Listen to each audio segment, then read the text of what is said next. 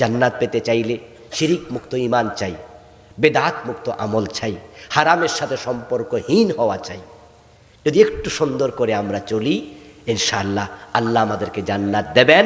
তিনি ওয়াদা করেছেন পবিত্র কোরআনের অনেক আয়াতে, ইন্নাল্লাযীনা আমানু ওয়া আমিলুস সালিহাতি কানাত লাহুম জান্নাতুল ফিরদাউসি নুজুলা। আজর ইব্রাহিম আলাইহিস সালামের বাবা কিন্তু জান্নাত দেবে না। কিয়ামতের মাঠে তিনি আল্লাহর কাছে সুপারিশও করবেন, কিন্তু আল্লাহ সেদিন সুপারিশ শুনবেন না। ইব্রাহিমের সুপারিশের ব্যাপারে আলাদা হাদিস আছে। বাবার ব্যাপারে আল্লাহকে বলবে, আল্লাহ তুমি দুনিয়ায় ওয়াদা দিছো, ইন্নাকা কাদ ওয়া'আদতানি আল্লা তুখজিয়ানি ইয়াওমা ইউবআসুন ফাআইয়ু খিজইন মিন আবিল আবাদ। আল্লাহ আমার বাবারে তুমি ছাড়ো। ইশারা ইঙ্গিত ইব্রাহিম সুপারিশ করবে, আল্লাহ বলবেন না, শিরিক করলে জান্নাত হারাম। বাংলাদেশে শিরিক আছে না নাই?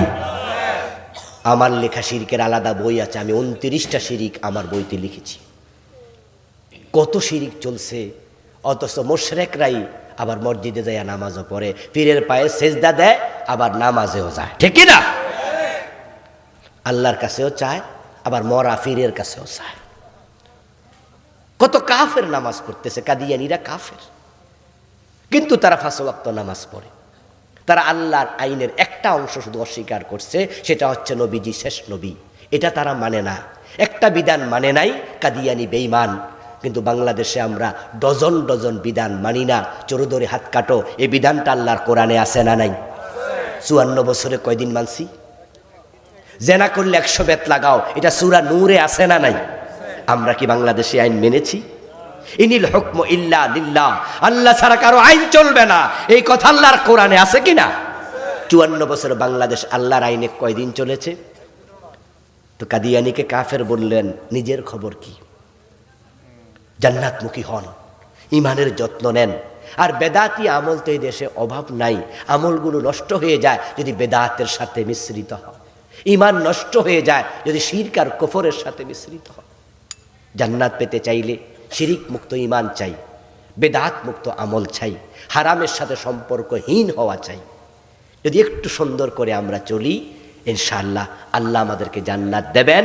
তিনি ওয়াদা করেছেন পবিত্র কোরআনের অনেক আয়াতে, ইন্নাল্লাযীনা আমানু ওয়া আমিলুস সালিহাতি কানাত লাহুম জান্নাতুল ফিরদাউসি নুজুলা। সুযোগ এসেছে আমাদের সামনে 54 বছর পর। এই 54 বছরে আমরা আল্লাহর পবিত্র কোরআনটাকে রাষ্ট্রীয় জীবনে, সামাজিক জীবনে মানার সুযোগ পাই নাই। কারণ যারা বাম, যারা রাম, এরা শেখ খান মেনন, হাসানুল হক এনু, মুজাহিদুল ইসলাম সেলিম, এই বামপন্থীগুলো ইসলামের কথা শুনলে তেরে আসতো। তাদেরকে একদল লোক কি করতো? প্যাট্রোনাইজ করতো, সাপোর্ট করতো। এই জন্য আমরা ইসলাম বিভিন্ন জায়গায় নিতে পারি নাই। সুযোগ এসেছে, এবার চাইলে আগামীর বাংলাদেশ কোরআনের বাংলাদেশ হবে ইনশাআল্লাহ। এবার সুযোগ আছে। 72-এ যে সংবিধান লিখেছে তারা, ওই সংবিধানের শুরুতে বিসমিল্লাহটা পর্যন্ত লেখে নাই। শহীদ প্রেসিডেন্ট জিয়াউর রহমান রাহিমাহুল্লাহ, তিনি প্রেসিডেন্ট হওয়ার পরে বিসমিল্লাহ ঢুকাইছে। এর আগে বিসমিল্লাহ ছিল না।